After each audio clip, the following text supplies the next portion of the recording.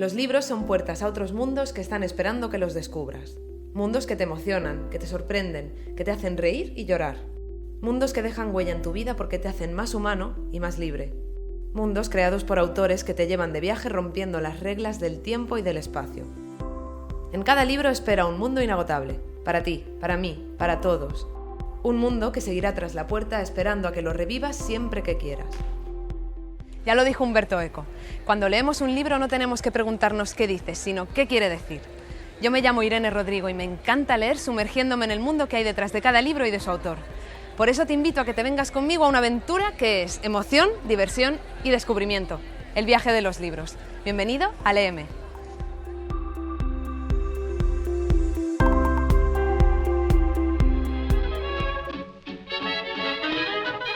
Fue el verano en que el hombre pisó por primera vez la luna. Yo era muy joven entonces, pero no creía que hubiera futuro. Quería vivir peligrosamente, ir lo más lejos posible y luego ver qué me sucedía cuando llegara allí. Tal y como salieron las cosas, casi no lo consigo. Poco a poco vi cómo mi dinero iba menguando hasta quedar reducido a cero. Perdí el apartamento, acabé viviendo en las calles. De no haber sido por una chica que se llamaba Kitty Boo, probablemente me habría muerto de hambre. La había conocido por casualidad muy poco antes, pero con el tiempo llegué a considerar esa casualidad una forma de predisposición, un modo de salvarme por medio de la mente de otros. Esa fue la primera parte. A partir de entonces me ocurrieron cosas extrañas. Acepté el trabajo que me ofreció el viejo de la silla de ruedas. Descubrí quién era mi padre. Crucé a pie el desierto desde Utah hasta California. Eso fue hace mucho tiempo, claro, pero recuerdo bien aquellos tiempos. Los recuerdo como el principio de mi vida. ¿Te acuerdas de cuando eras un bebé recién nacido? Probablemente no. Cuando venimos a este mundo somos seres inocentes e indefensos que apenas tienen conciencia de cómo se llaman o de dónde están. Pero desde el momento en el que naces ya estás creciendo y poco a poco te vas definiendo, vas diciendo esto me gusta o esto no me gusta. Primero te conviertes en niño, luego en adolescente y finalmente en adulto. Acumulas experiencias, amigos y cosas materiales, pero ¿realmente eres tan distinto de ese bebé que nació como un lienzo en blanco? Todos llegaremos al momento de la vida en el que una crisis personal, como la de la adolescencia o la de los 40, nos empujará a buscar nuestra verdadera identidad. Y de eso nos habla El Palacio de la Luna, de Paul Auster, del viaje que emprende un joven en el que el pasado, el presente y el futuro se entremezclan para tratar de dar respuesta a la gran pregunta de la humanidad que seguro que tú también te has formulado alguna vez. ¿Quién soy?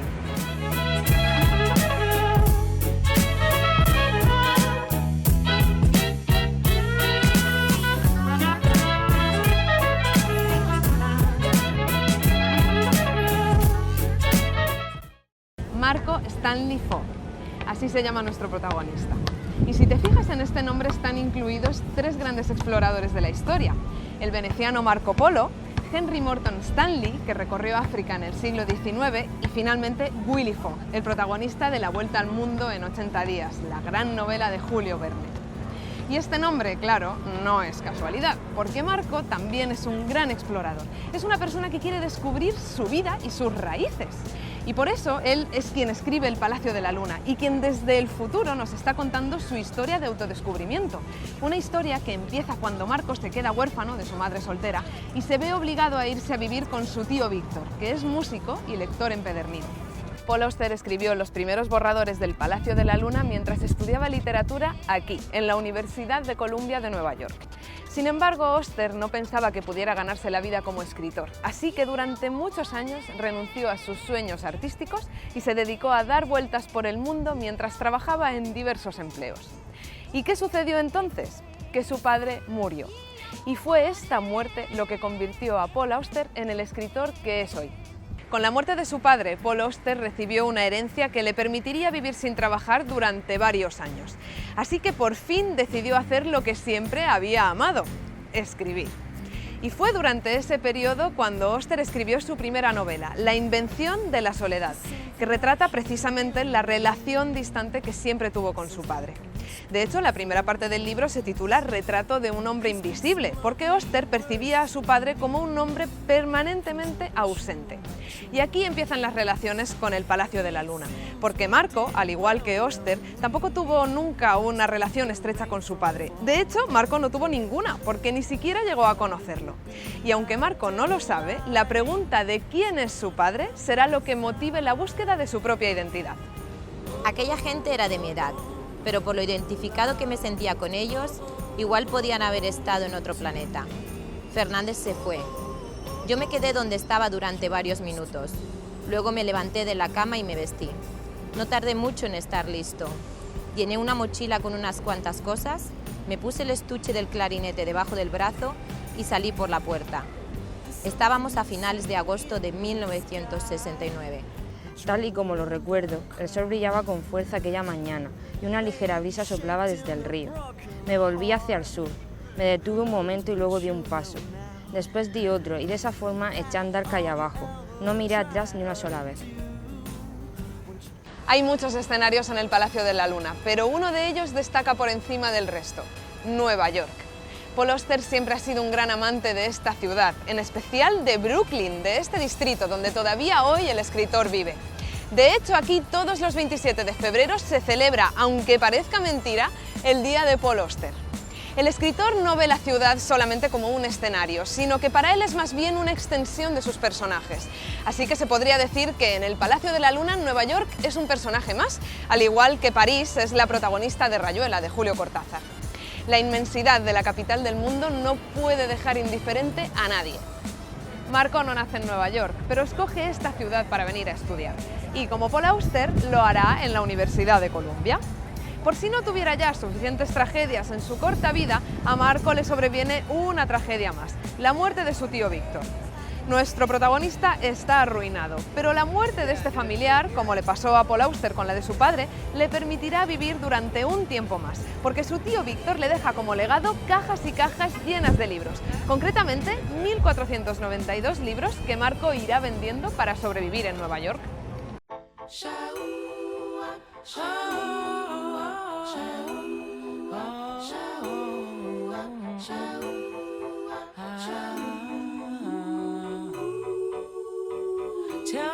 No es raro tener tíos, pero sí que lo es que te dejen en herencia montones de libros viejos y leídos miles de veces. Esto le sucede a Marco, pero lo curioso es que también le pasó a Auster. Cuando el pequeño Paul tenía 12 años, su tío Allen se mudó a Europa y como no podía cargar con su grandísima biblioteca, se la dejó a su sobrino. Gracias a este regalo, Paul Auster comenzó a amar la literatura. ¿Será Víctor una especie de homenaje a su tío Allen? ¡Ay, los problemas de dinero! Todos en alguna ocasión nos hemos visto con el agua al cuello porque no podíamos pagar alguna facturilla o teníamos que llenar la despensa de patatas y arroz porque no nos daba para más. Bueno, a ver, tal vez exagero, pero en el caso de Marco no hay exageración que valga. Él, cuando vende el último libro que le ha dejado su tío Víctor, se queda realmente sin un céntimo, así que no le queda otra opción. Tiene que irse a vivir a la calle. Y de toda la inmensidad de Manhattan, Marco escoge este lugar, Central Park, para convertirse en vagabundo. Aquí transcurren sus meses mientras duerme donde puede, come poco y pasa mucho frío. Marco se convierte en un nómada en busca de sí mismo, una aventura que le lleva casi a la muerte. Pero cuando está en las últimas, su amigo Simmer y Kitty, una chica a la que conoce por casualidad y de la que más tarde se enamora, lo encuentran y lo salvan de su vagabundeo. Nadie tenía la culpa de lo sucedido, pero eso no hacía que me resultara menos difícil de aceptar. Todo había sido un problema de conexiones fallidas, de mala sincronización, de andar a ciegas, siempre perdiendo la ocasión de encontrarnos por muy poco. Siempre a unos centímetros de descubrirlo todo. A eso es a lo que se reduce la historia, creo.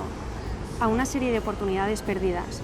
Teníamos todas las piezas desde el principio, pero nadie supo encajarlas.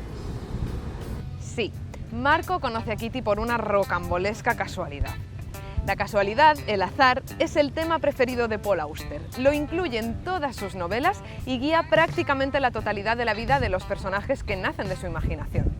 Y muchos han criticado a Paul Auster precisamente por esto, por utilizar tanto el recurso del azar. Según ellos, la ficción debe tener unas causas y unas consecuencias más o menos lógicas. Dicen, además, que el azar es un recurso facilón que no fuerza al autor a devanarse los sesos para solucionar los conflictos de sus personajes. Pero para Oster la vida es casualidad, no causalidad. Para él, las cosas no tienen por qué tener unas causas y unas consecuencias, sino que todo procede directamente del azar, de estar en el momento justo, en el lugar correcto o justo todo lo contrario. Paul Auster no ha sido el único que ha creído en el azar por encima de todas las cosas. Otros muchos artistas se han inspirado en la idea de la casualidad para crear sus obras maestras. Por ejemplo, Tommy Lee Jones lo hizo en la película Los tres entierros de Melquiades Estrada, que dirigió y protagonizó. El suceso más importante de esta película sucede por absoluta casualidad y a partir de ese momento el azar guía el destino de todos y cada uno de los personajes. Otra obra maestra creada a partir de la idea de casualidad es Match Point, la película de Woody Allen. Esta película gira en torno a la suerte del protagonista, Chris, que nada más empezar la cinta nos dice lo siguiente. Aquel que dijo más vale tener suerte que talento conocía la esencia de la vida. La gente tiene miedo a reconocer que gran parte de la vida depende de la suerte.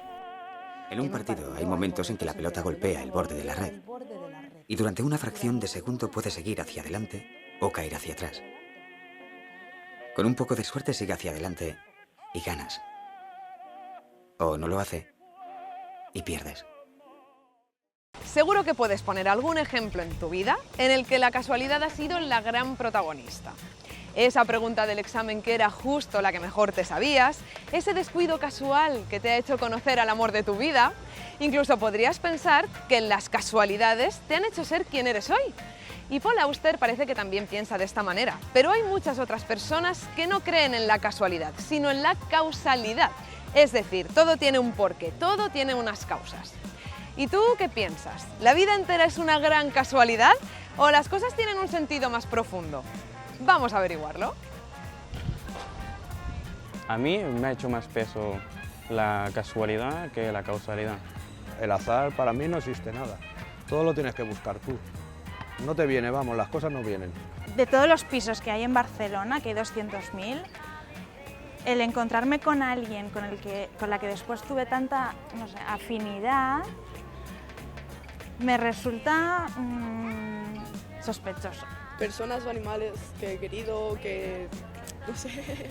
Sí, es que es eso, es sí, me baso más en eso. Las casualidades me baso muchísimo en personas que he conocido y que gracias a ellas he vivido momentos buenos o malos. Me mudé a vivir al extranjero y en las primeras semanas de estar allí me encontré a alguien de la infancia que no tenía nada que ver con ese sitio ni con esa ciudad. Y para mí eso también fue algo como... Cuando una vida está basada en causalidad, la veo muy monótona, muy normal, bastante aburrida. Tú puedes tirar para un sitio o para otro, pero eso de decir que me toca la lotería, si no juegas, nunca te tocará. Todo es lo que tú vayas buscando. Que igual lo que pensamos que es una casualidad, en realidad es una causalidad formada de manera inconsciente. Sí es cierto que tomamos muchas decisiones que forjan nuestro destino, pero también no estamos aislados, ¿no? Vivimos con mucha más gente que también toman sus decisiones. Entonces creo que en ese sentido hay un punto en que la decisión de uno y la de otros, cuando se cruzan, sí que generan pues, a lo mejor lo que llamamos azar. Hay cosas que pasan porque tienen que pasar, no porque... O sea, si yo ahora me caigo aquí no será porque, yo qué sé, porque no he estado atenta, sino porque me he tenido que caer. ¿No? Yo creo que si te caes es porque otra persona tenía que verlo, porque hablarán de ese tema y tenían que hablar de ese tema para... Vas más allá de la caída. Para que pasen a otro tema en el que tenían que hablar. Puedes marcarte toda tu vida, pensar que has estado destinado para un proyecto y tal, y al final, en cierto momento de tu vida, vivir una vivencia, una casualidad, que te lo cambia todo. Con un novio cuando tenía 17 o 18 años. ¿Debo seguir con este chico? ¿No debo seguir con este chico? Y yo lancé la moneda y resultó que no. Pero hace mucho que no lo hago. No lo volvería a hacer, creo, así.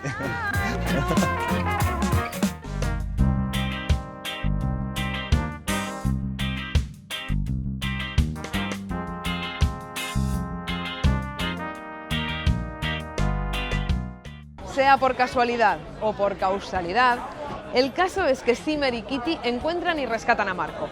Si el Palacio de la Luna ya tenía un aire de magia, a partir de ese momento el juego y la fantasía se intensifican y guían la vida de todos sus personajes. Paul Auster es un gran amante del cine y a veces sus novelas parecen guiones de película. Mientras las lees, en tu mente aparecen las imágenes exactas que te transportan al mundo fantástico de la historia. Esto, claro, también sucede en el Palacio de la Luna, así que por muy enrevesado que todo pueda parecer, no puedes evitar acabar creyéndotelo todo y enamorarte de sus personajes como si fueran amigos tuyos de toda la vida. Esto es parecido a lo que hacía Gabriel García Márquez con su realismo mágico.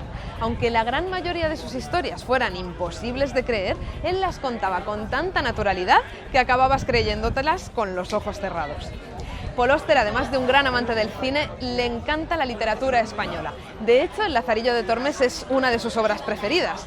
Y ese estilo picaresco parece que también está incluido en el Palacio de la Luna, porque como en El Lazarillo, en esta novela también hay un ciego. Y como en El Lazarillo, además de un ciego, hay una persona que lo guía. Y en el Palacio de la Luna, el guía no podría ser otro sino nuestro Marco.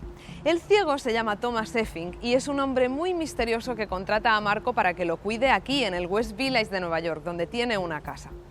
Pero cuidar a una persona mayor no es solo asearle y darle de comer, exige muchísimo más. Y Effing también exige mucho de Marco. Por ejemplo, que le lea en voz alta y que le describa absolutamente todo lo que ve a lo largo de sus kilométricos paseos por la ciudad de Nueva York. Marco prácticamente acaba de salir de la adolescencia y todavía está buscando su identidad, pero pronto se dará cuenta de que Thomas Effing no solo hace tiempo que la encontró, sino que incluso le ha dado tiempo a renunciar a ella. Effing es un hombre quejica e irascible que se enfada si cree que Marco no le está describiendo correctamente las calles de Manhattan. Llegado un momento parece que se cansa de escuchar las historias que le cuenta su guía y decide que ha llegado el momento de contar su propia historia. En ese momento aparece un nuevo elemento en el Palacio de la Luna, la metaficción. ¿Y en qué consiste?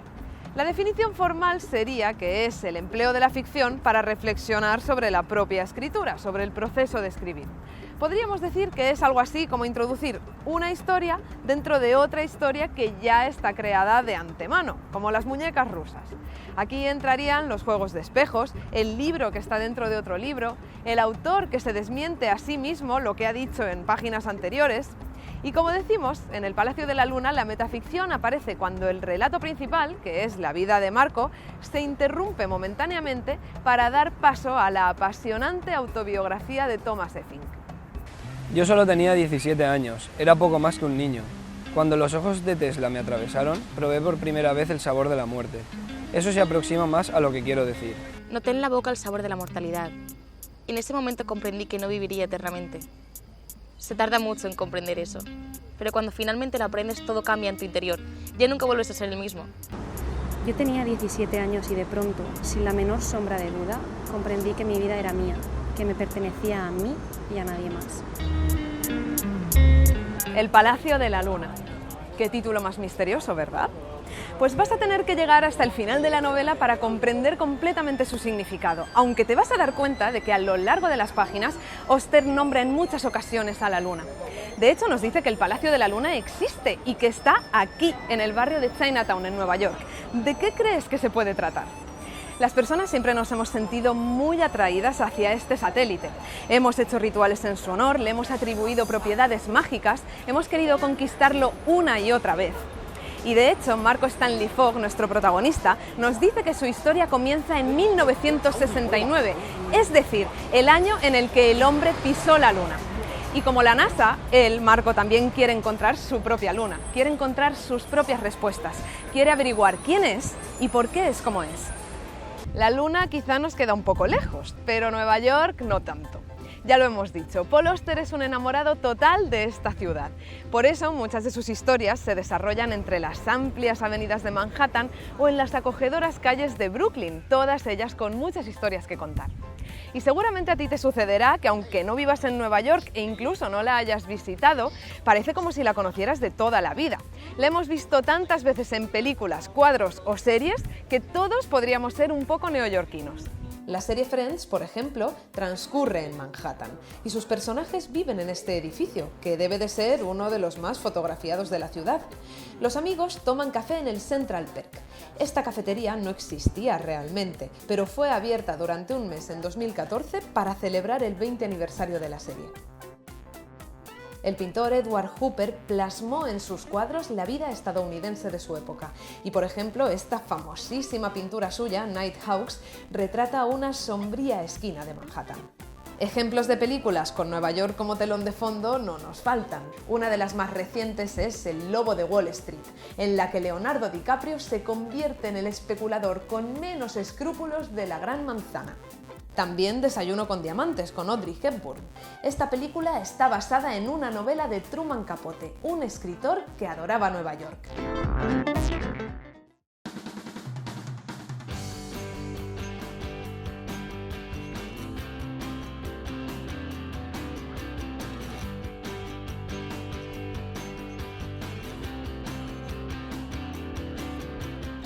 La relación entre Marco y Thomas Effing hará que nuestro protagonista se plantee con mucha más intensidad cuáles son sus orígenes y por qué es como es. Y como no podría ser de otra manera en una novela de Paul Auster, será una infinita sucesión de casualidades lo que hará que Marco encuentre unas raíces que le ayudarán a entenderse muchísimo mejor a sí mismo. Paul Auster tiene la habilidad de contar muchas historias en una sola novela, pero al final, cuando acabamos de leer El Palacio de la Luna, nos damos cuenta de que sobre todo hemos asistido a la búsqueda de identidad de Marco Stanley Fogg. Todos nos pasamos la vida tratando de entendernos, algunos con más ganas que otros, es cierto, pero no me digas que nunca te has preguntado quién eres, de dónde vienes y qué has venido a hacer al planeta Tierra. ¿Y qué pasa cuando no tenemos ni idea de quiénes somos? ¿Qué pasa cuando no nos entendemos en absoluto? Pues que llegan las crisis. La primera, la de la adolescencia. La siguiente, que además es famosísima, la crisis de los 40. Podría parecer que estas crisis no nos llevan a ninguna parte, que nos desorientan más que otra cosa, pero ¿será posible que de alguna manera ellas también nos estén ayudando a encontrar nuestra luna? Bueno, pues para averiguar esto nos hemos venido a hablar con alguien que sobre todo se define como una persona con alma de escritor, de lector, de filósofo. Su nombre es Borja Vilaseca. Hola Borja, ¿qué tal? Hola, encantado. Y bueno, a mí me gusta mucho su perspectiva de las cosas. Tiene una perspectiva que siempre es bastante disruptiva, particular, y yo me acuerdo hace años cuando nos conocimos que me dijiste que tu misión es democratizar la sabiduría. Ahí estamos. Ahí estamos. Y hoy vamos a hablar del tema que nos ocupa, que son las crisis existenciales, que además sé que es un tema que a ti te gusta bastante, tienes bastante que decir siempre. Sí, porque macho, de crisis en crisis, suma y sigue y aprendiendo. Crisis tiene una connotación muy negativa, especialmente en este país donde hay tanto miedo al cambio, ¿no? Pero la etimología es preciosa, o sea, viene de crisálida. O sea, una crisis es un escenario, es una oportunidad de cambio, de transformación, de evolución. Pues vamos a empezar por la primera crisis, o bueno, la primera que conocemos, que es la crisis de la adolescencia. A mí me da la sensación muchas veces que los padres y los profesores no le dan importancia a esta crisis. De hecho, como que no la ven ni como una crisis. Es como una etapa en la que sus hijos, sus alumnos, están un poco más despistados, un poco más en las nubes, más rebeldes. ¿Tú piensas que habría que tener más en cuenta esta etapa y no verla como algo pasajero que no tiene importancia? Claro, la adolescencia es una etapa donde evidentemente pues el ego se empieza a revolucionar porque la persona ya tiene uso de razón, ya tiene una determinada edad y está un poco reivindicando su propia identidad, está en búsqueda de su propia identidad. ¿Y qué pasa? Pues la sociedad industrial tiene una educación industrial que está estandarizada, entonces pasamos por esta cadena de montaje. Cuando estás cerca de un adolescente, piensa que te hace de espejo del adolescente que tú has sido, ¿no? Y de lo que tú has hecho con esa adolescencia. Si tú, por miedo a aprovechar esa crisis y transformarte, pues te resignaste, te acomodaste y empezaste a hacer lo que se suponía que tenías que hacer, evidentemente, pues ¿qué vas a ver? Pues un tío perdido, rebelde, pasota, la del pavo. Entonces, si tú no has aprovechado ese momento, bueno, te resignas, te acomodas, yo qué sé, haces lo que hace todo el mundo, inevitablemente, al menos hoy está pasando, hoy hay una epidemia de crisis de los 40, que evidentemente... ¿Llega a los 40? Sí, pero es una metáfora también. La crisis de los 40 es el momento en la edad adulta, sin importar la edad física que tengas, que psicológicamente sientes una demanda interior muy fuerte de honestidad, de valentía, de quitarte la venda, de reconocer igual el vacío. El mismo dolor que sentiste en la adolescencia, pero que ahora en la edad adulta dices, macho, he hecho todo lo que esta sociedad me ha dicho que tenía que hacer y no me ha servido de nada. ¿Y de qué me ha servido, no? En mi generación, si tú hacías lo que se suponía que tenías que hacer, si tú seguías el camino trillado, eso daba seguridad y certidumbre. Pero hoy en día eso es incierto. Con lo cual, hoy en día los adolescentes tienen dos incertidumbres. seguir el camino que te proponen tus padres, la sociedad, lo establecido, incertidumbre, tasa de paro juvenil la más alta y también la de suicidio, hay que decirlo, o el camino alternativo, que es seguir tu corazón, seguir tu intuición, seguir tu voz interior. O sea, atreverte a decir, oye, me da igual lo que hagan los demás, yo voy a seguirme a mí, voy a ser mi propio referente, aunque ahora mismo esté un poco perdido. En el Palacio de la Luna, de hecho, el protagonista, que es Marco, de alguna manera también sigue su corazón, ¿no? Emprende una búsqueda. Si las personas hacemos caso a esa llamada de la crisis de la adolescencia, la de los 40, y salimos fortalecidas y con enseñanzas de ellas, ya no vamos a vivir más crisis. Es decir, ¿existe un estado en el que ya la persona no entre en más crisis? Yo antes pensaba que sí, Irene, hasta que fui padre, ¿vale? Yo toqué fondo con 19 años, de hecho por aquel entonces, igual 20, 21, leí a Paul Auster, de Palacio de la Luna y todos los demás, los devoraba. Creo que la crisis puede ser un estado natural del ser humano que se permite estar abierto a aprender, que nos engaña. Tengo esa fe, pero como por algo que he verificado a lo largo de mi vida, de que el cambio es el mejor aliado del ser humano. De que si te abres a crujirte, a transformarte, a soltar todo lo que no es verdadero en ti, lo que tiene que venir, lo que has de soltar, lo que van a hacer en ti, desde mi punto de vista todo va a ser seguramente maravilloso. Desde que la crisis económica nos acompaña, que hace ya casi una década, me da la sensación de que mucha más gente está teniendo crisis existenciales. Por lo menos en mi entorno muchas personas ya se preguntan ¿qué hago con mi vida? ¿O qué he hecho con mi vida? Sí, ¿no? Sí, total. ¿Te da la sensación de que van juntas, la crisis económica y la crisis personal? Vivimos en una economía de ciencia ficción, en una deudocracia. No entraremos, estamos hablando de libros, algo agradable, ¿vale? Pero hay personas que lo vieron, hay personas que se anticiparon, ¿no? a toda esta crisis económica porque, coño, es que era insostenible, o sea, el sistema, y lo sigue siendo, y las que vendrán. No es casualidad que la crisis económica, ostras, ha puesto de manifiesto una crisis de valores. La crisis de valores está muy arraigada en una profunda crisis existencial de cada vez más millones de seres humanos que se están preguntando, o sea, ¿realmente yo me levanto por la mañana para trabajar para una empresa, para consumir cosas, ¿no? Y para entretenerme viendo el show de turno? ¿Me explico? Cada vez más personas en la pirámide de Maslow están, pues eso, buscando algo más intangible. Vamos hacia una sociedad postmaterialista, una sociedad que está en búsqueda del ser, en búsqueda del bienestar, en búsqueda de eso que le da sentido a la vida, pero que no se puede ver o percibir con los sentidos físicos, sino que es algo que se puede sentir, ¿no? Cada vez más personas se están permitiendo decir, pues yo... Hostia, si mañana me muriera, no querría que mi último día fuese tal como he venido pasando los últimos meses, ¿no? Evidentemente la mayoría sigue dormida, pero hay una minoría emergente muy fuerte y con muchas ganas que está contagiando, está permitiendo que las personas se permitan abrirse al cambio, ¿no? Esta apertura de la que tú hablas, muchas veces podríamos compararla incluso con un viaje, ¿no? Por ejemplo, Marco, nuestro protagonista, también hace un viaje, se va desde la costa este hasta la costa oeste de Estados Unidos intentando buscarse a sí mismo, salir de su crisis. Y también lo estamos viendo esto, que mucha gente deja su vida, rompe con todo y se va por el mundo a dar vueltas como buscando algo así como la iluminación. O... ¿Tú piensas que es necesario salir a viajar por el mundo? ¿Podemos iluminarnos, entre comillas? ¿Podemos salir de nuestras crisis en nuestro sofá, en nuestra casa, en Barcelona, por ejemplo? Evidentemente que el viaje más increíble que podemos hacer los seres humanos lo puedes hacer desde el salón de tu casa, con los ojos cerrados, mirando hacia adentro. Evidentemente, ¿no? Y es gratis, o sea que maravilloso. Pero los privilegiados que se pueden permitir coger la mochila, ir a un país que tiene creencias diferentes y que eso se manifiesta en cómo se organiza la realidad, ¿no?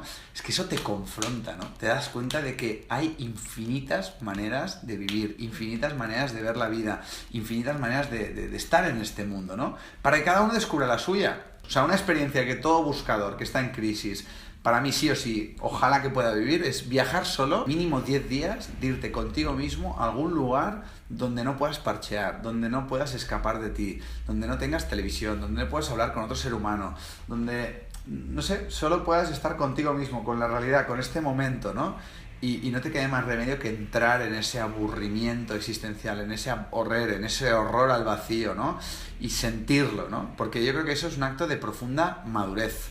Darte cuenta de cómo te sientes verdaderamente por dentro, ¿no? Al final de cada túnel siempre nos dicen que hay una luz. Si la crisis realmente fuera un túnel, ¿Cuál crees tú que sería la luz que encontraríamos al otro lado de ese túnel? Seguramente más paz en el interior, más confianza para con la vida, más agradecimiento para con lo que les ha tocado vivir, madurez, sabiduría, y de repente dices, bueno, no sé si vendrán más túneles o no, yo intuyo que sí, pero que vengan, porque ahora voy preparado, con mi kit, con mi linterna, con mi mechero, ¿me explico o no? O sea, tienes por lo menos ya herramientas internas que no te las ha dado nadie, que tú te las has dado a ti mismo, fruto de lo que has vivido. No seamos happy flowers, pero macho, encontrar la luz en tu interior y salir del túnel implica una revolución en tu conciencia. Lo que me doy cuenta es que muchas personas no están dispuestas, porque es doloroso, reconocer que eres un ignorante, es doloroso mirar hacia adentro, es doloroso hacer un trabajo interior, ¿no? Que es el que cada vez más personas están haciendo, ¿no? Va un poco por ahí. La creatividad de Paul Auster no tiene límites. Además de con la novela, se ha atrevido con la poesía, el teatro, el ensayo e incluso los guiones de cine.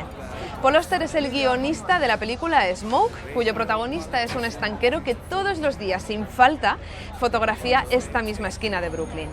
Pero además, Auster ha dirigido sus propios largometrajes, como Blue in the Face y La vida interior de Martin Frost, en el que actúa también su hija Sophie, que es actriz. En el año 2006, Paul Auster recibió el Premio Príncipe de Asturias y su nombre siempre suena en las quinielas del Nobel. Pero a él, más que los premios, lo que realmente le interesa es el estado actual del mundo. Siempre ha sido muy crítico y, por ejemplo, en el año 2012 se negó rotundamente a visitar Turquía porque allí permanecían encerrados más de 100 periodistas y escritores. Puede que Paul Auster se niegue a sí mismo a ir a los países que él llama antidemocráticos, pero aún así todavía le quedan muchísimos lugares que visitar. Por ejemplo, sus novelas. Él ya se ha introducido a sí mismo y a varios de sus alter ego en las novelas que él mismo ha escrito. En la trilogía de Nueva York, por ejemplo, existe un detective llamado Paul Auster que es amante del Quijote y que tiene un hijo llamado Daniel, como el hijo de Paul Auster. Anduve sin interrupción, dirigiéndome hacia el Pacífico, llevado por una creciente sensación de felicidad. Sentía que una vez que llegara al fin del continente, hallaría respuesta a una importante pregunta. No tenía ni idea de cuál era esa pregunta, pero la respuesta la habían ido formando mis pasos. Y solo tenía que seguir andando para saber que me había dejado atrás a mí mismo, que ya no era la persona que había sido.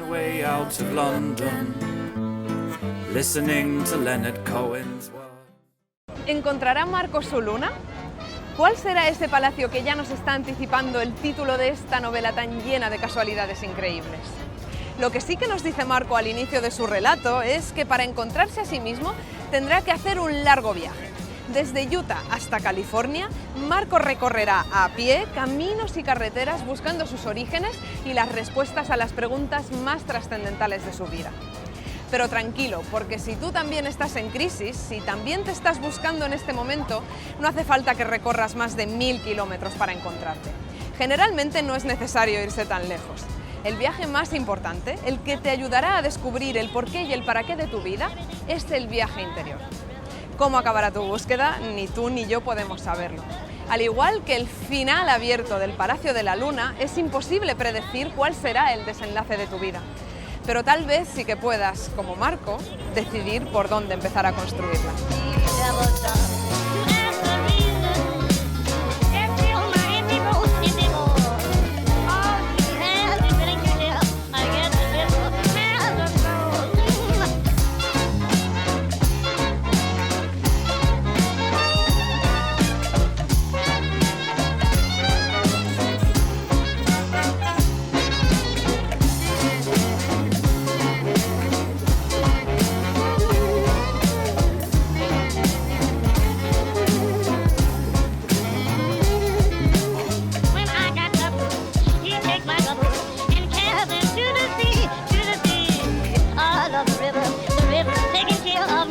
Fernando Pessoa, durante gran parte de su vida, estuvo enfrascado en la creación de un libro muy especial, el libro del desasosiego. En el año 1914, después de un brote de inspiración que le llevó a escribir 30 y tantos poemas en verso libre de una sola sentada, Pessoa dio a luz a su primer heterónimo, Alberto Caeiro. ¿Será verdad que todos sentimos en alguna ocasión que varias personas conviven en nuestro interior?